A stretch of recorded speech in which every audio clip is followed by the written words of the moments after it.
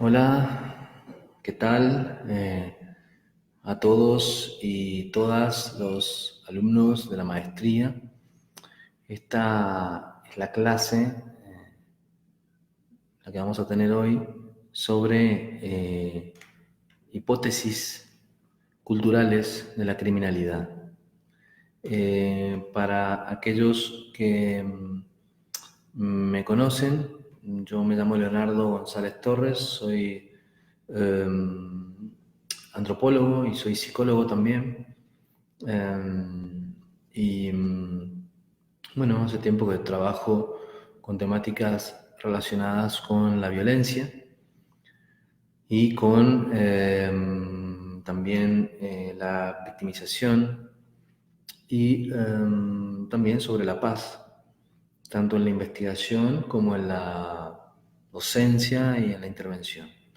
Y también, bueno, soy docente de esta maestría. Quiero hablar un poquito de algunas cosas.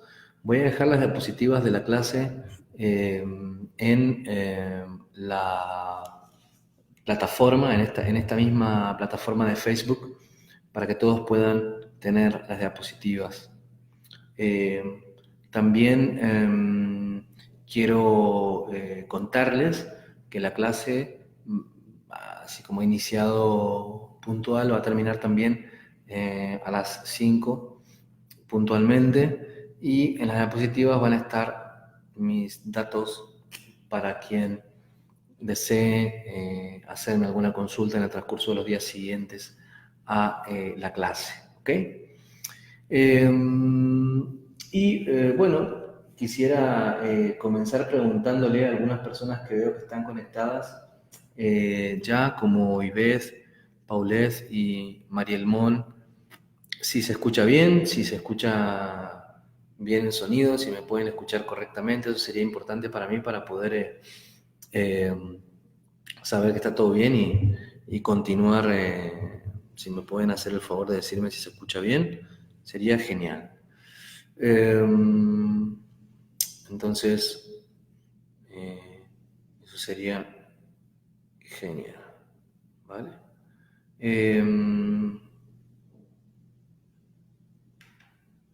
Bien, voy a comenzar directamente con mi clase. Si pueden luego decirme si se escucha bien, se los voy a agradecer. Quisiera comenzar con mi clase y quisiera comenzar diciendo algunas cosas que me parecen muy importantes sobre... Todo bien, gracias, dice Marielmón. Muchas gracias, Marielmón, por hacerme saber que se escucha bien el sonido para esta clase. Quisiera comenzar diciendo, muchas gracias, Ivette, diciendo algunas cosas al respecto del tema que nos convoca hoy, sobre las hipótesis culturales de la criminalidad. Lo que pretendemos saber, evidentemente, es cuáles son las variables culturales que influyen en lo que entendemos por criminalidad. Pero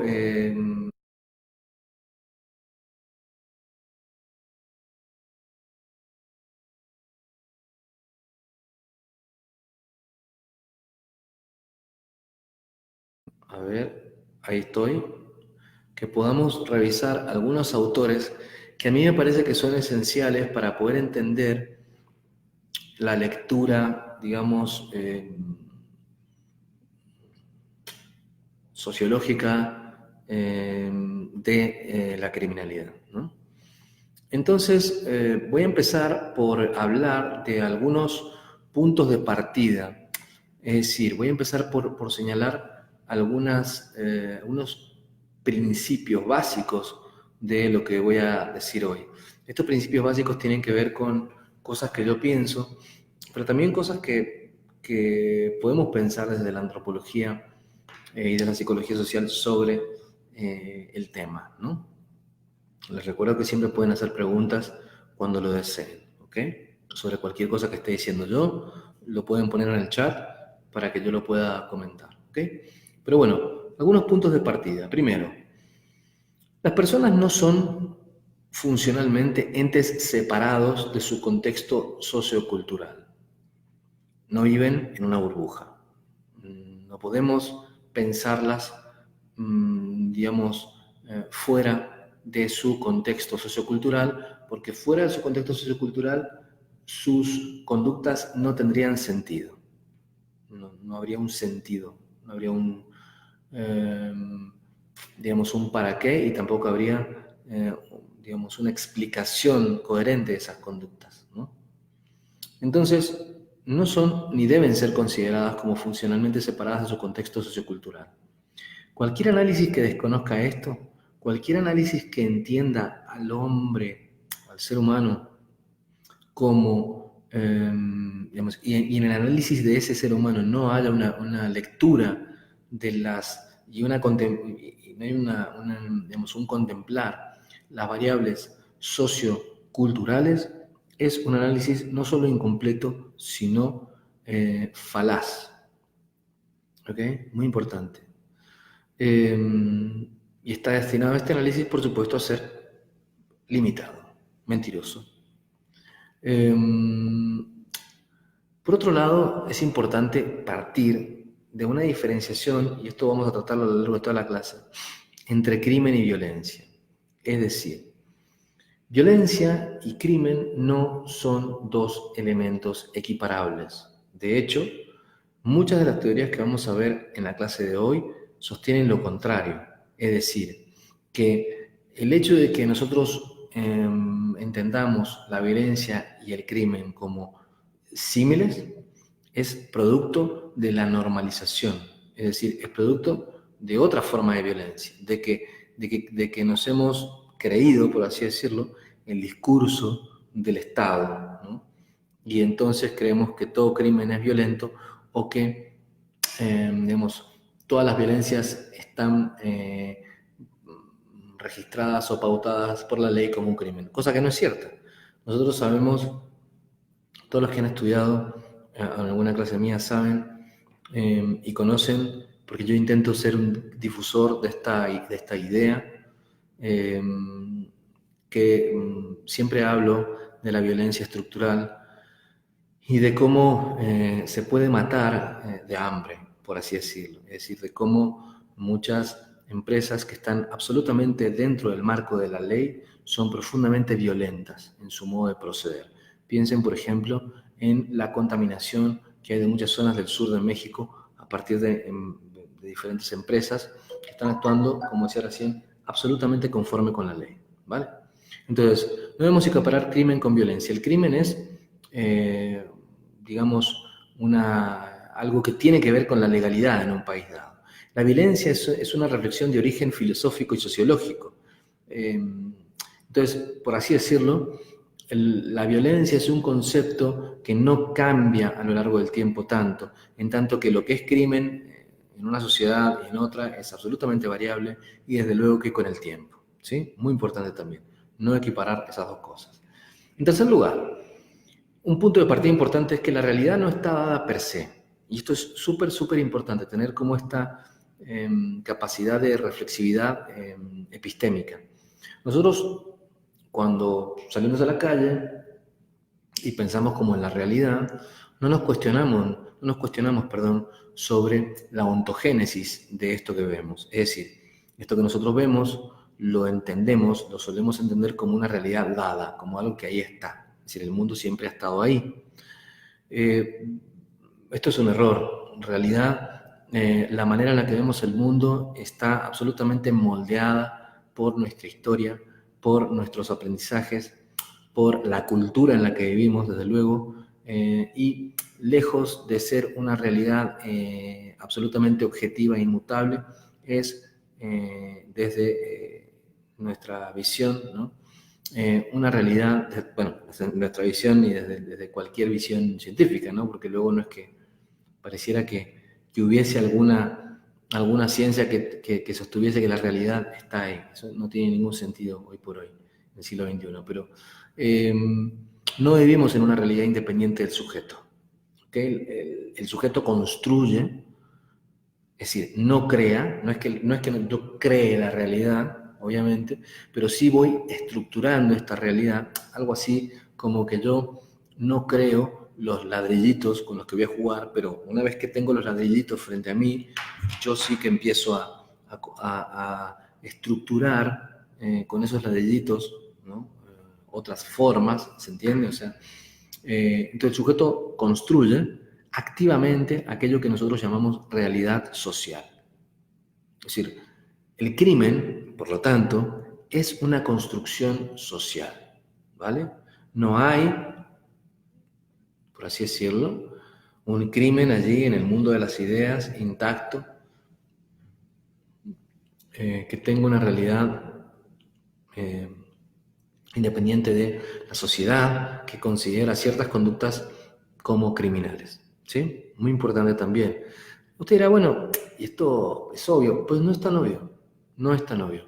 Porque cuando nosotros, por ejemplo, observamos la manera en la que se procede frente a las personas que se consideran criminales, nos damos cuenta de que la sociedad suele ocupar un papel, digamos, y obviamente el Estado, poco responsable respecto al crimen, ¿no? Piensen, por ejemplo, en cómo muchas políticas de seguridad lo que buscan es el encarcelamiento y la prevención del crimen, pero en ningún momento se trabaja sobre la sociedad que produce a estos delincuentes, que los estimula y que los muchas veces arrincona también, no en todos los casos, pero en muchos de ellos, frente a la delincuencia. Entonces, ¿qué quiero decir?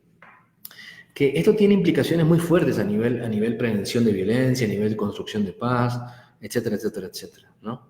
Es decir, el crimen es una construcción social.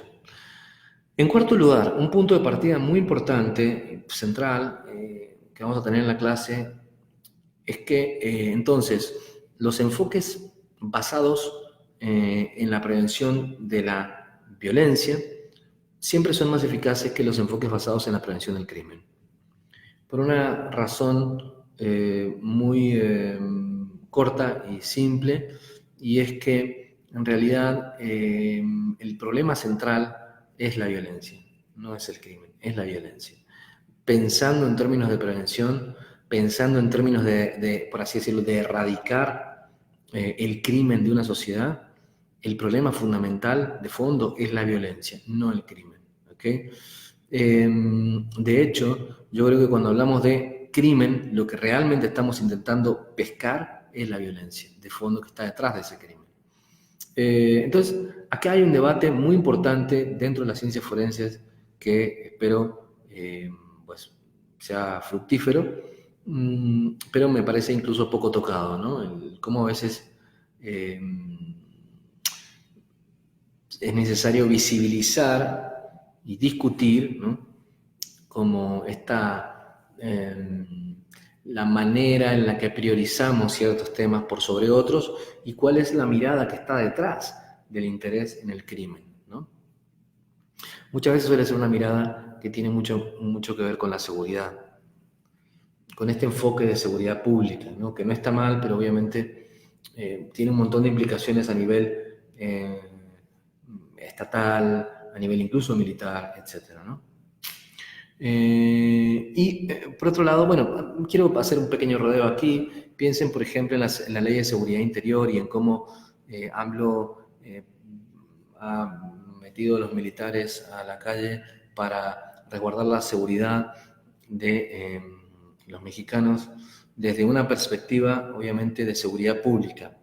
Y esta perspectiva, digamos, está claro, no, recontra claro, que no tiene ningún sentido, que no ha tenido buenos resultados en muchísimos países de Latinoamérica y del mundo, y de que lo que ha producido es más violaciones de las que ya hay a los derechos humanos. Y entonces, esto que comento lo digo porque la perspectiva que está detrás de esta política pública es precisamente una perspectiva de seguridad pública que no reflexiva, o sea, que no reflexiona sobre el problema de fondo en México. El problema de fondo no es que hayan pocos militares, ni es que no haya seguridad. El problema es que no hay seguridad porque hay fenómenos de violencia estructural, cultural y directa fortísimos que deben ser pensados desde ese ángulo, ¿sí? Desde ese ángulo. Y desde ese ángulo se debe pensar la seguridad, y no al revés, ¿no? Y no al revés.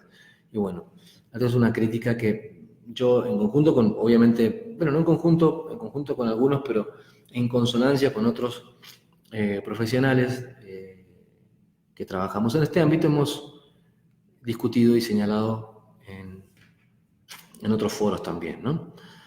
Bien, y por último, algo básico que todos los que me conocen saben que siempre comento, es que toda intervención ha de poder ser revisada, criticada y sus procesos sometidos a un escrutinio científico antes de su implementación. ¿Qué quiero decir con esto? Que no hay nada sagrado dentro de la psicología forense. Todo lo que hacemos debe ser sometido al escrutinio constante, ¿no? Y es por esto que al hablar de crimen debemos siempre volver a revisar de qué estamos hablando cuando hablamos de crimen, a qué nos referimos cuando hablamos de cultura y sobre todo, como decía recién, desde qué mirada están estructurándose las intervenciones en prevención de violencia o del crimen.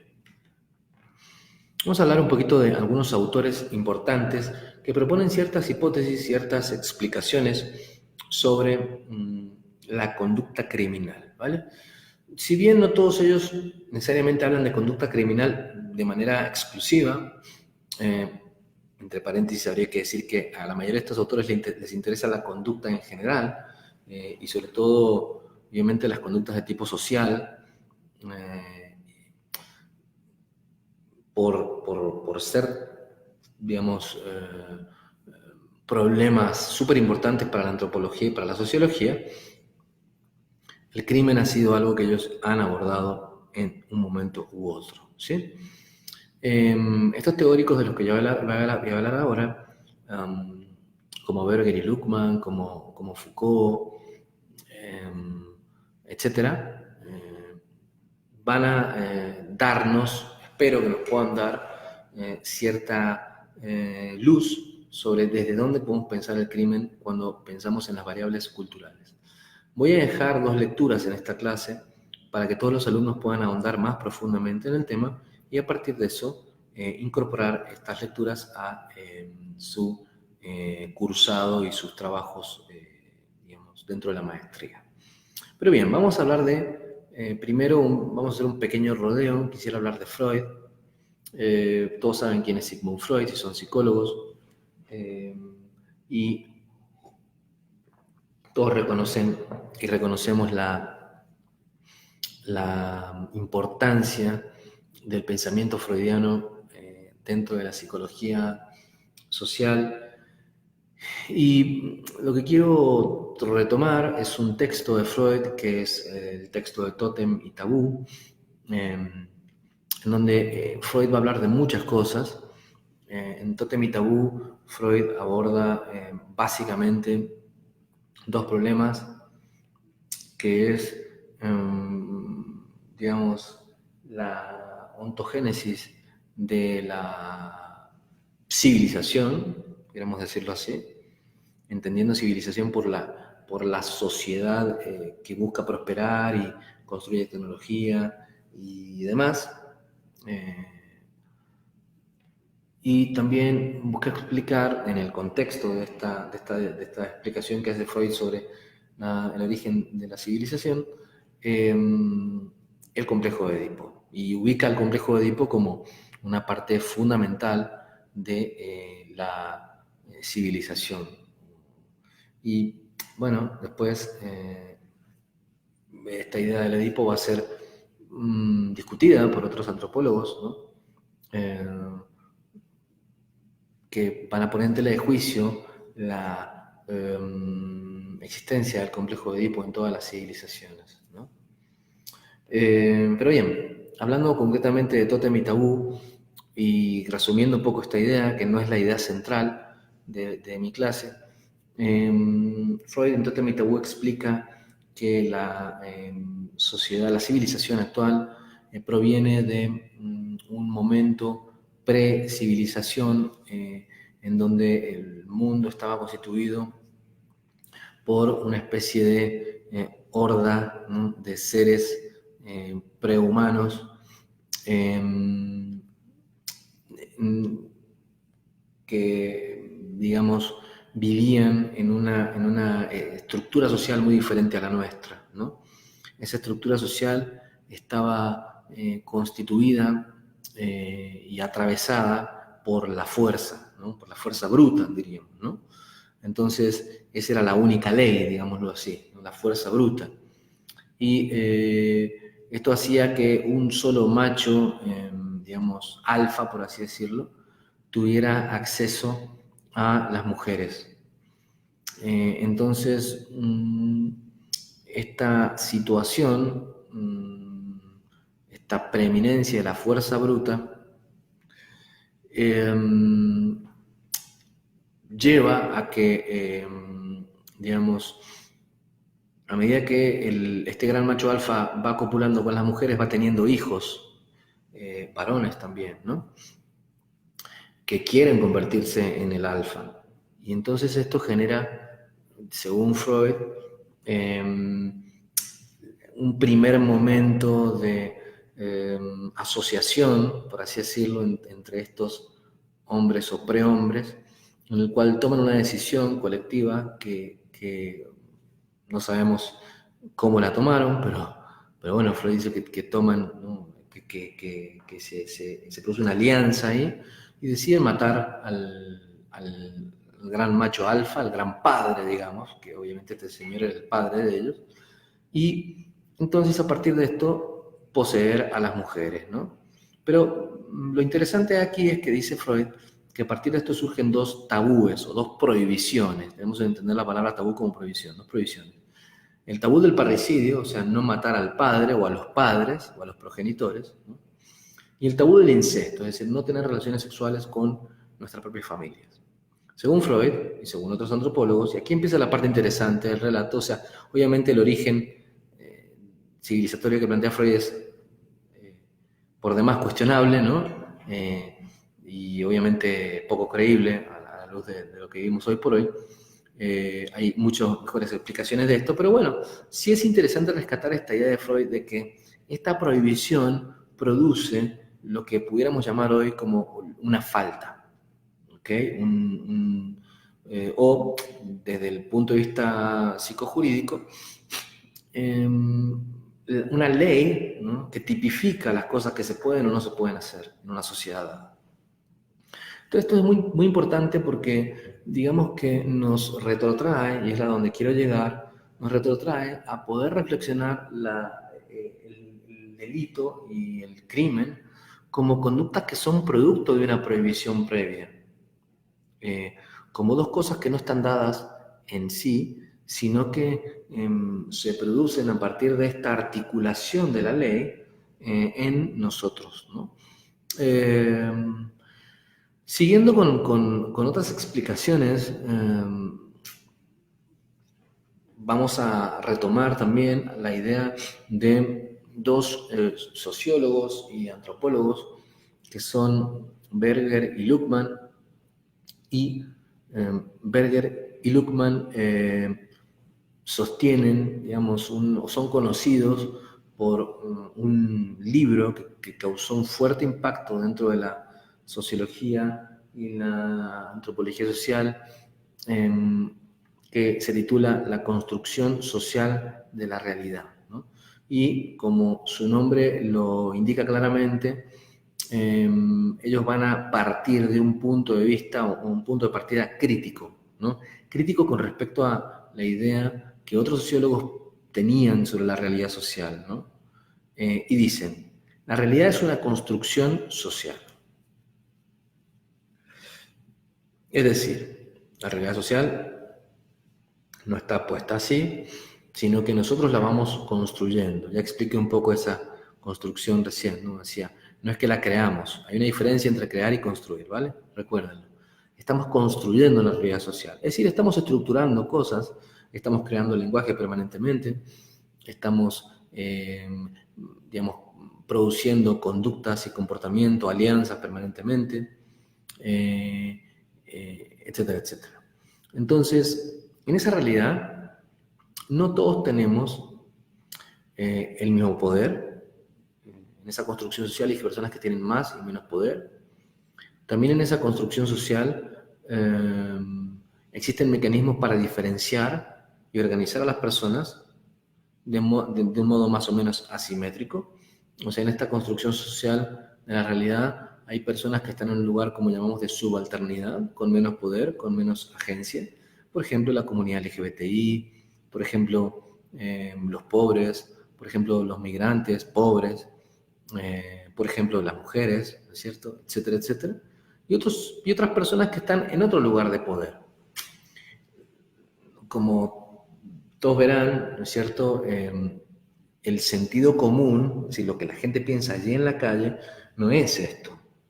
La gente en la calle, lejos, ahora estamos incorporando un poco esta visión un poco más crítica de la realidad social, pero en general, la historia, incluso hoy, las decisiones se toman partiendo de un punto de vista no crítico en el cual, pues, el pobre no es pobre porque la sociedad lo produzca, ¿no? O sea, nadie vuelve atrás y se cuestiona sobre la génesis, la ontogénesis de la pobreza y de la riqueza, ¿no es cierto? Entonces, ahí es donde apuntan Berger y Luhmann, en esa genealogía de la sociedad. O sea, la sociedad se construye, la estamos construyendo, consciente o inconscientemente la estamos construyendo. Y entonces, para Berger y Luhmann, la realidad social se construye colectivamente. No hay una realidad independiente del sujeto, ¿no? No hay como una realidad ahí y obviamente no hay un criminal ahí. Este proceso se cristaliza en 3 momentos concretos, dicen los autores. Primero, la exteriorización. Segundo, la objetivación. Y tercero, la interiorización. Explico un poco esto. ¿Cómo es que construimos la realidad? Bueno, primero, en la exteriorización, un contenido, digamos, individual o personal, teóricamente hablando, se pone fuera. Supongamos que yo invento, tengo una idea, ¿no? Esa idea la objetivizo, la hablo con los demás y entonces se convierte en un concepto, ¿no? Pero este concepto, vamos a llamar, por ejemplo, el concepto de crimen, ¿no? A mí se me ocurre una idea sobre lo que es crimen, sobre lo que es criminal, etc. Lo convierto en un concepto, lo lanzo hacia la sociedad, se socializa este concepto.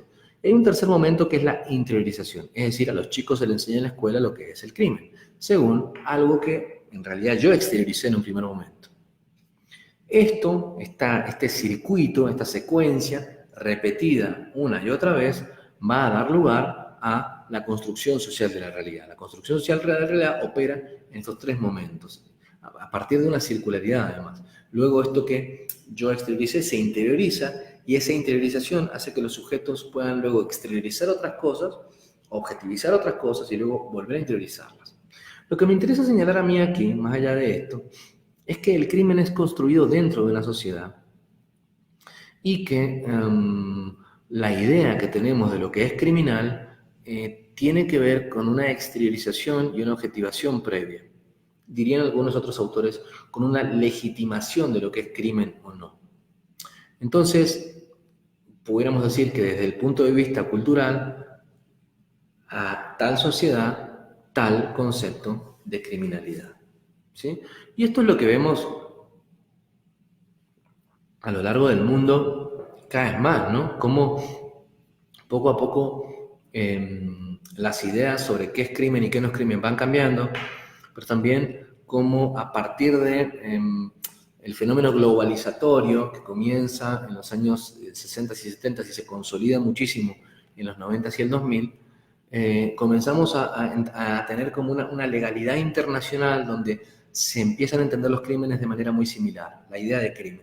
Y hoy por hoy, que estamos viviendo un momento en el que se empieza a desarticular esa globalización, y por esto vemos un regreso de los nacionalismos, vemos que las legalidades comienzan a diferenciarse otra vez más en los distintos países. Y vemos que, por ejemplo, en Estados Unidos se comienzan a cambiar las leyes sobre la tenencia o no de armas, sobre los migrantes, en tanto que en otros países se empieza a proteger más a los migrantes. Es decir, volvemos otra vez a una polisemia con respecto a lo que es un crimen, ¿no? Cada vez más clara. Vemos cómo la realidad social, la construcción social de la realidad está viva, ¿no? Lo que yo quiero decir acá es que todos los psicólogos forenses deben tener la capacidad para entender que el crimen es un objeto en constante construcción y reflexión, ¿ok? Y que la sociedad constantemente está produciendo cierta idea de lo que es el crimen. Y acá hay un gran debate, que es el de hasta dónde los juristas están realmente pensando lógicamente en lo que es un crimen o no, y hasta dónde lo que están haciendo es legitimando más tarde o más temprano las demandas de lo que debe ser considerado criminal para una sociedad.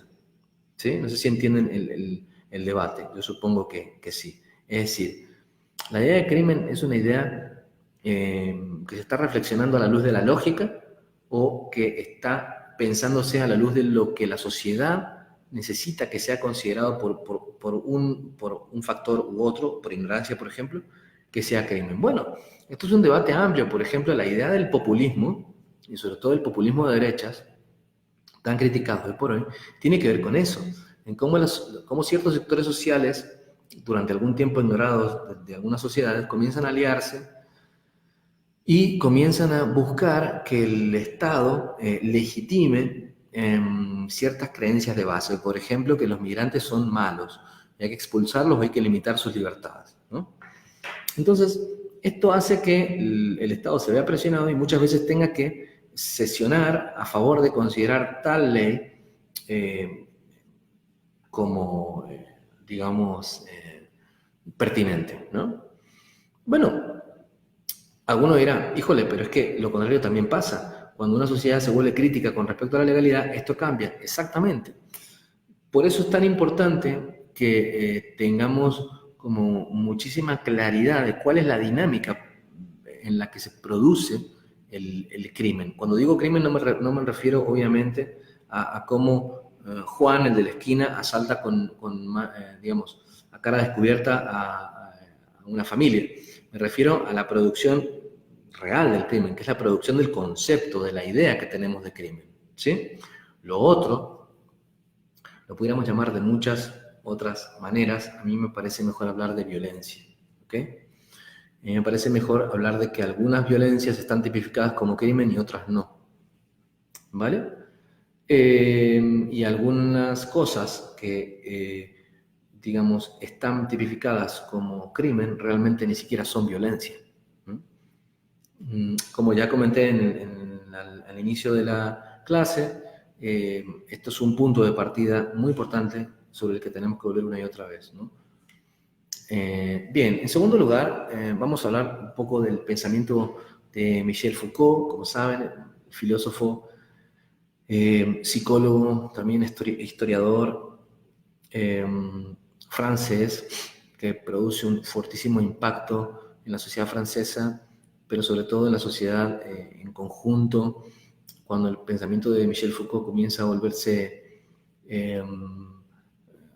se comienza a reflexionar a lo largo del mundo, tiene un fuertísimo impacto en las teorías de género, básicamente en cualquier pensamiento social que hoy por hoy intentemos tener. Si no vuelve en algún momento sobre Foucault, está incompleto, ¿no? Entonces, hablemos un poco del poder disciplinario según Foucault. Tendríamos que decir primero que una de las operaciones y características del poder disciplinario es presentar y legitimar las asimetrías de poder como naturales. Hablemos un poco de esto. ¿Qué quiero decir con poder disciplinario? En general, nosotros tendemos a tener una visión un poco monolítica del poder. Pensamos que el poder, digamos, se ejerce solamente a través de las armas o de la fuerza, ¿no? Cuando en realidad, para Foucault, el poder realmente importante se ejerce a través de la educación, a través de la persuasión, es decir, a través de estos actos mínimos y cotidianos en los que nos vemos, digamos, orillados o orientados a actuar de diferente manera. O sea, nos vemos organizados como seres humanos a partir de un poder que no opera, digamos, a través de las armas, ¿no? O del aplastamiento del otro necesariamente, ¿no? Aunque es aplastante, pero este poder más sutil, ¿no? Una de las características importantes de este poder es que presenta las asimetrías de poder, como decía recién, como naturales. Es decir, presenta al hombre y a la mujer como personas que naturalmente, según Dios, según la Iglesia, o según el Islam, o según el Estado, o según la biología, o sea, según cualquier narrativa, ¿no? Legitimadora, se encuentran diferenciados naturalmente. O sea, ¿qué quiero decir con esto? Esto se nos presenta como si así fuese, sin ninguna intervención humana. Se naturaliza esto. Algo así como lo que pasa con la montaña y los fenómenos naturales, ¿no? ¿Por qué son así? Bueno, pues son así porque hay fuerzas que están fuera de nuestro control. Este poder disciplinario lo que hace es naturalizarlo y entonces ubicarlas en una especie de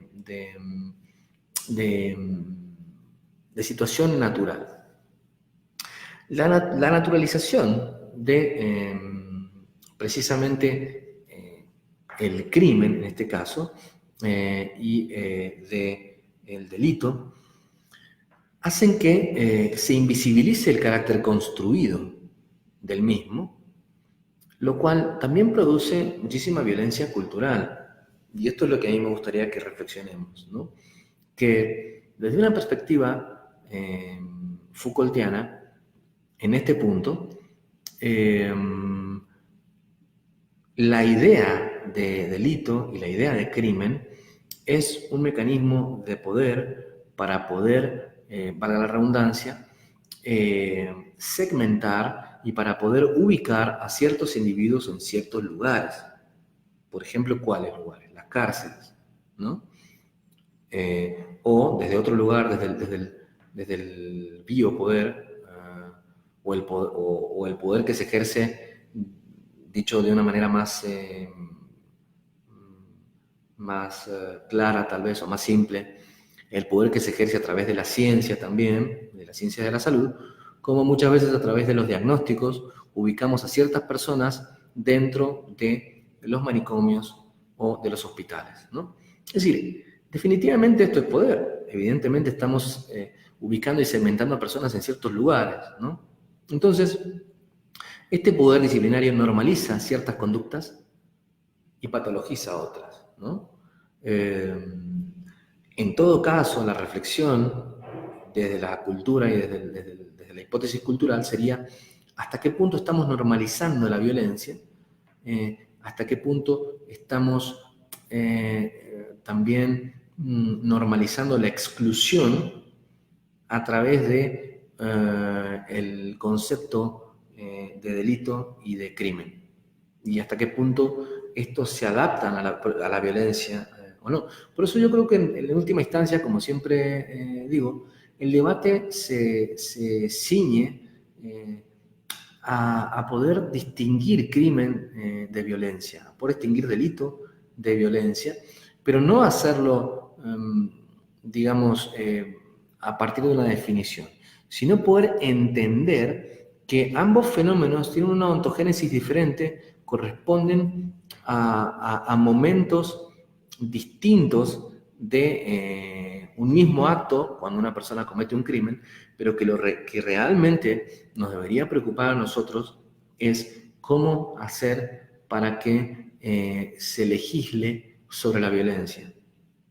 Y los conceptos de crimen, los conceptos de delito, cada vez se adapten y se ciñan más a los hallazgos que tenemos hoy en las ciencias sociales sobre lo que es la violencia. Ahí es donde yo creo que está el kit de la cuestión, ¿no? Bien, vamos a hablar de una teoría que es la teoría del etiquetado de Becker, que me parece a mí importante luego de este recorrido o incluso rodeo dado a partir de estos autores previos, Berger, Luhmann, Foucault y Freud, para llegar a entender un poco esta teoría que tiene mucho que ver con la ontogénesis, como hemos hablado, ¿no?, de la criminalidad, ¿no? Entonces, la teoría del etiquetado de Becker es una teoría importante porque nos permite repensar el papel de la cultura y la sociedad en la producción de la criminalidad. El objeto de estudio de este autor y el libro fundamental donde propone esta teoría no son las características personales y sociales de los desviados, cosa que a mí me parece otro gran problema, ¿no? Durante mucho tiempo nos hemos dedicado y nos seguimos dedicando a estudiar las características personales y sociales de las personas desviadas. Le va a llamar Becker a los desviados a aquellos que no cumplen con el estereotipo de persona normal o ciudadano normal dentro de una sociedad, ¿no? Pero bueno, lo que quiero decir es, muchas veces cuando estamos ante personas del ámbito forense y demás, nos encontramos con gente muy capacitada para entender qué características personales, tanto de personalidad como demográficas, como de otro tipo, tienen las personas desviadas y cuáles son los ámbitos sociales, culturales en los que suelen desenvolverse, ¿no? Esto es probablemente lo más opuesto que podemos encontrar a la idea de Becker, porque desde una mirada así, desde una mirada que solo intenta buscar como una personalidad criminal, ¿no? Lo que estamos haciendo es un craso error, digamos, frente a los hechos. ¿Y cuál es? Estamos, digamos, haciendo un reduccionismo del problema del crimen.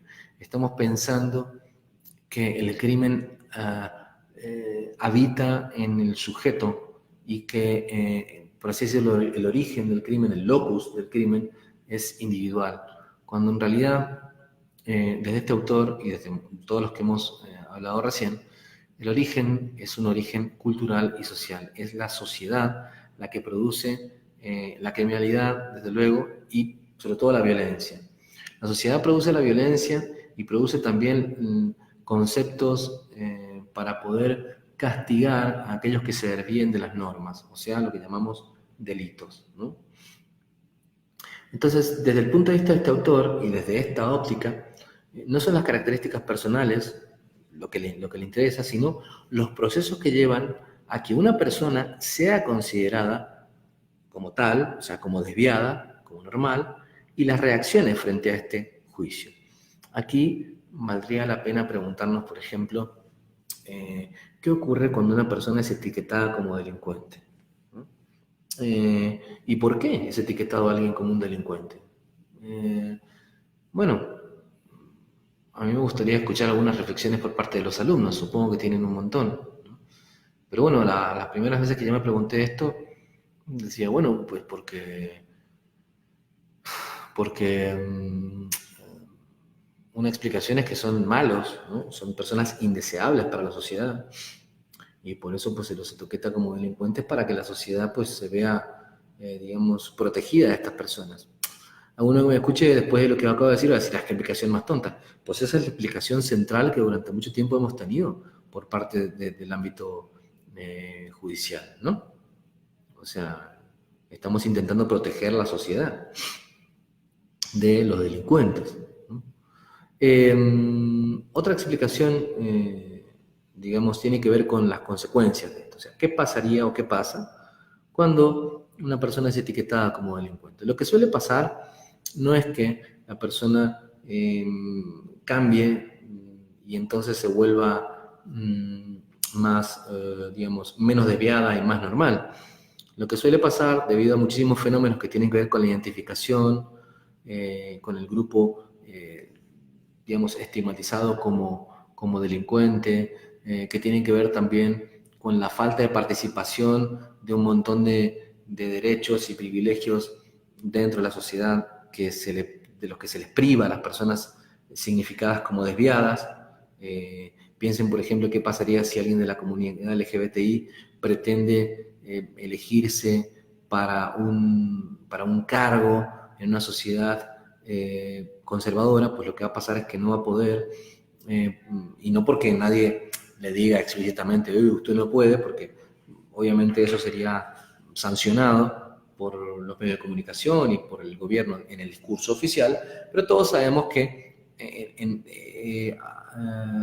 pocas palabras nunca va a poder, porque van a haber ejercicios, ¿no?, de este poder disciplinario que van a hacer que nunca llegue a eso, ¿no? Le va a faltar algún papel, le va a faltar alguna boleta, etcétera, etcétera, ¿no? Y tampoco va a faltar, ¿no?, el opinólogo de turno que diga que, claro, hay que darle trabajos a todos ellos porque han sido víctimas y demás, como siempre, ¿no? Entonces, pero bueno, en fin, lo que ocurre es que cuando una persona es etiquetada como delincuente es estigmatizada como tal, y a partir de eso entra en lo que podríamos llamar como una zona, ¿no?, muy complicada para poder ingresar o mejor dicho, salir desde este lugar, ¿no? Entonces, este autor habla de conducta desviada. La conducta desviada es una construcción colectiva. ¿Qué significa esto? Que nosotros como sociedad, recuerden a Berger y Luhmann, construimos lo que es desviado o no. ¿No es cierto? Y entonces, las personas que realizan conductas que no entran dentro de un canon de lo que es correcto, de lo que es normal, entonces son significadas como anormales y son castigadas, ¿no? Son castigadas. Entonces, este castigo puede ser variado. En la Edad Media, como dice Foucault en Vigilar y Castigar, el castigo se ejercía sobre el cuerpo, ¿no? Sobre el cuerpo, lo que vamos a castigar y lo que vamos a romper es el cuerpo. Entonces vamos a dar latigazos. Recuerden la historia, por ejemplo, de Jesús. Vamos a lastigarlo, vamos a crucificarlo, porque el castigo era un castigo fundamentalmente físico, ¿no? A medida que avanzamos en la historia de la humanidad, dice Foucault, el castigo comienza a volverse un castigo más bien del alma, por así decirlo. Entonces, ahí es cuando aparece la prisión como elemento predilecto de castigo, en donde lo que se le va a privar a la persona es su libertad, ¿no? Yo creo que hoy por hoy pudiéramos también hablar, como lo hace Chul Han, el filósofo norcoreano, tan en boga hoy, de un castigo que es un castigo a la imagen, ¿no? Es un castigo que ya tiene que ver con derrumbar, con romper, con destrozar la imagen de una persona, ¿no?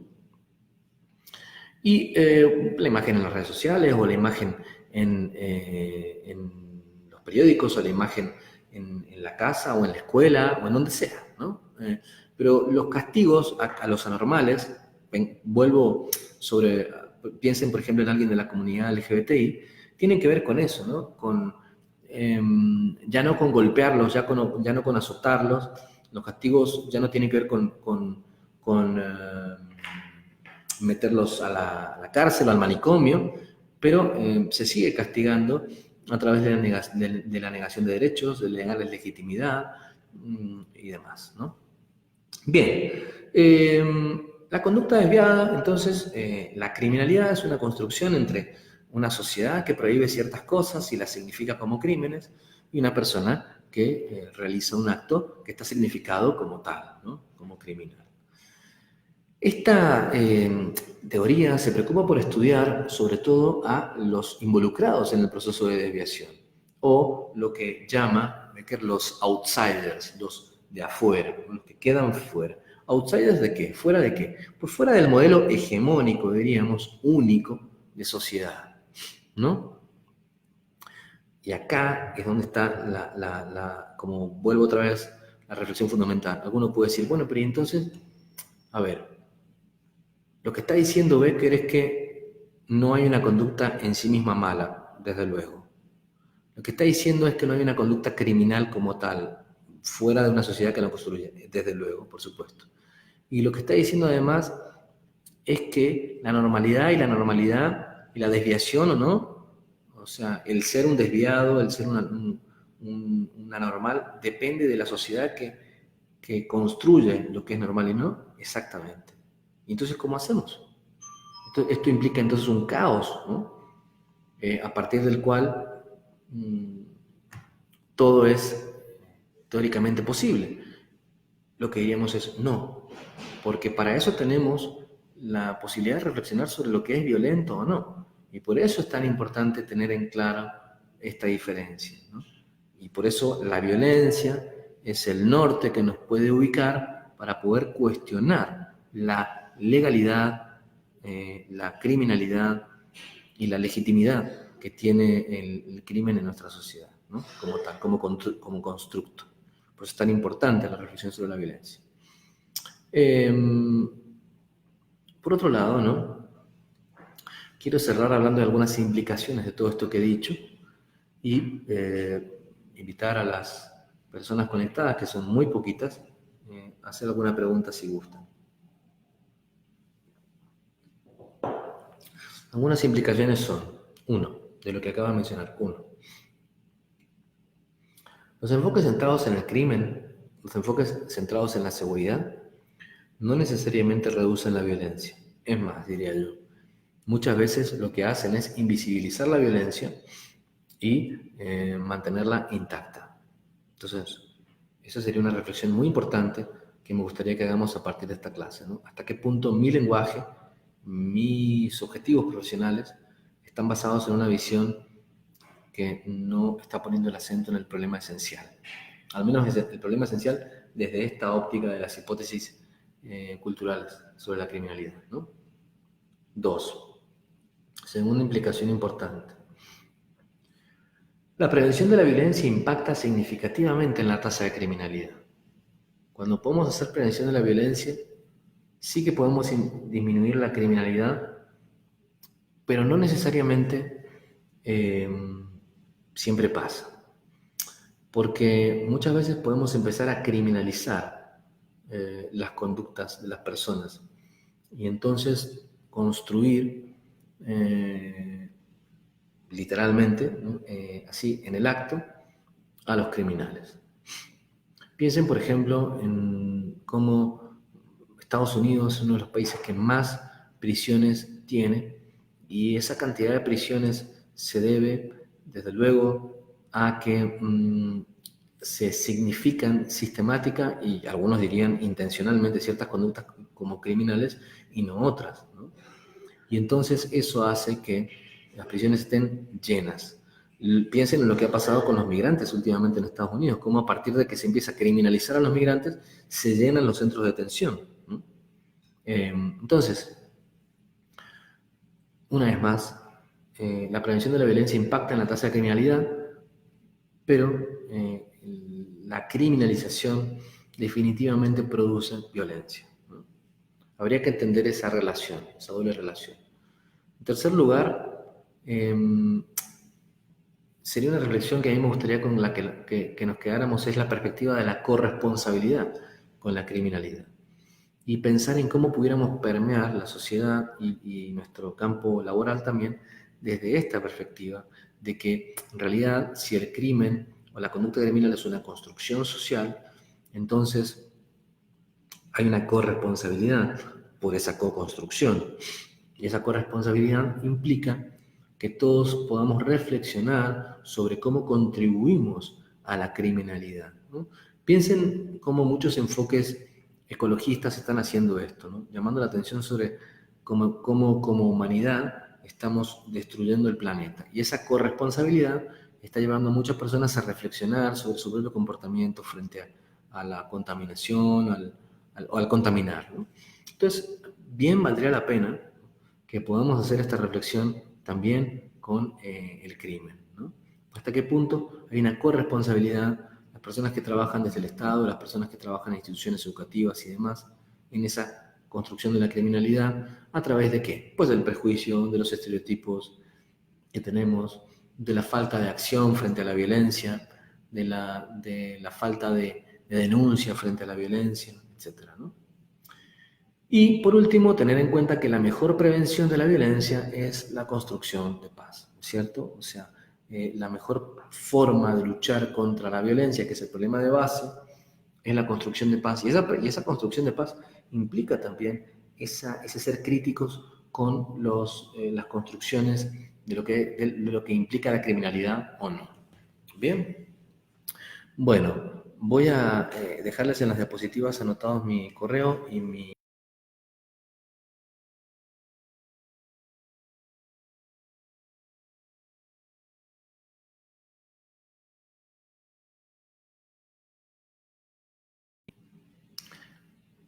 Por si alguno quiere ponerse en contacto y hablar, les pido que por favor hagan las preguntas en este mismo post para que pueda yo contestárselas y para que podamos trabajar sobre estos importantes conceptos.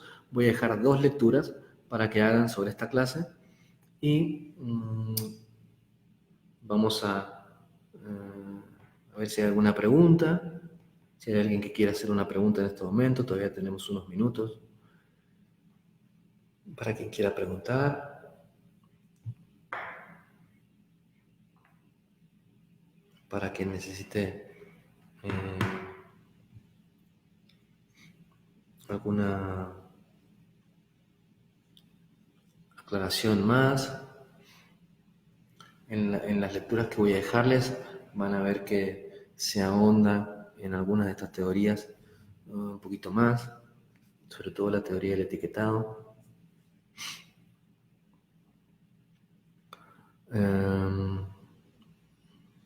Bien,